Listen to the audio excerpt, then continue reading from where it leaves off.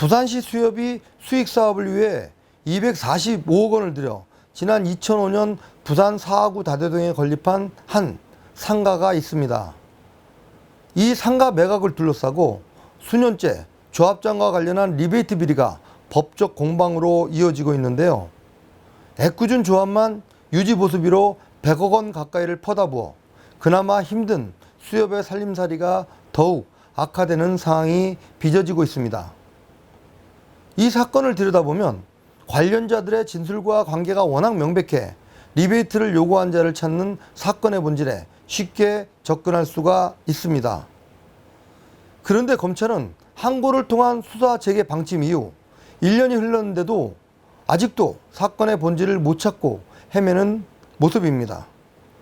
이슈 인사이드가 행적을 더듬어 본질에 접근해 보겠습니다.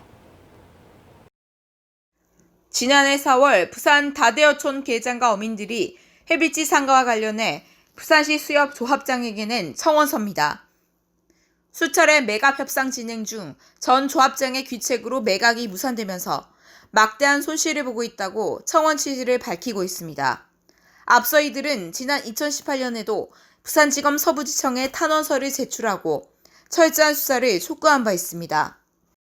상가 매각이 시급한데도 조합장이 비자금을 조성하는데 도움이 되는 사람만을 찾다 보니 매각이 제대로 진행되지 않아 손해가 150억 원을 넘어서고 있다며 철저한 수사를 통해 진실을 밝혀달라고 호소하고 있습니다. 시간을 거슬러 올라가 사건을 되짚어 보겠습니다. 지난 2013년 부산시 수협 계좌로 16억 5천만 원이 입금됩니다. 이 상가 매입을 위한 계약금입니다. 그러나 이 계약은 이사회를 통과하지 못하고 부결됩니다.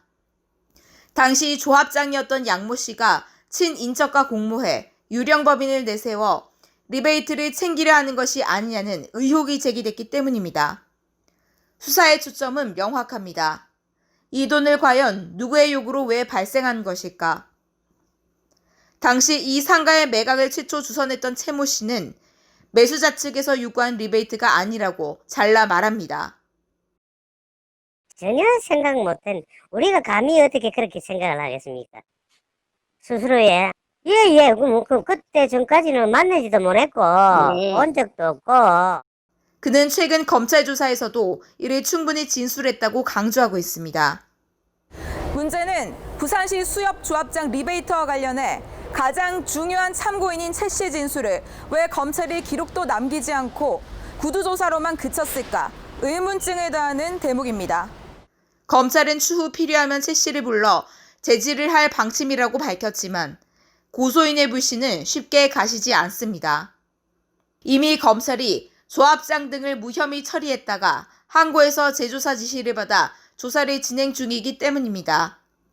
이 리베이트를 요구한 것으로 알려진 문제의 법인의 대표 한모 씨가 매수자 측과 나눈 대화 녹취록입니다. 대표인 본인도 리베이트를 요구한 사실을 몰랐다고 말합니다. 왜 대표인 한모 씨가 모르고 있었을까? 이유는 한 씨는 이 회사의 소위 바지사장에 불과하기 때문입니다. 그때는 나는 조합장하고도 연관이 된 줄도 몰랐지. 윤석이가 어디 돈이 좀 생길 때가 있다. 조합장은 얼굴도 본 적도 없고 만내가 얘기해 본 적도 없는데 윤석이한테 이 법인의 대표이사를 갖다 명의 변경을 하든지 없애든지 해달라고 내가 몇 번 연락을 해가지고 그래가지고 내가 저기 바뀐 긴데. 지난 2013년 설립된 이 회사는 조합장의 사돈인 윤모 씨가 실제 운영자였던 것입니다. 조합장은 그러나 처음 진술에서 이 회사를 모른다며 무혐의로 빠져나갔었습니다. 그러나 이 부분이 항고에서 재수사를 결정하게 하는 결정적 단초가 됩니다. 8억 2,500만 원에 달하는 리베이트를 매각 수수료로 요구한 조합장의 사돈회사. 누가 봐도 리베이트를 챙기려 하는 자가 누구인지 명확해지는 사건입니다. 검찰만 모르는 것일까요? 이슈 인사이드 양희정입니다.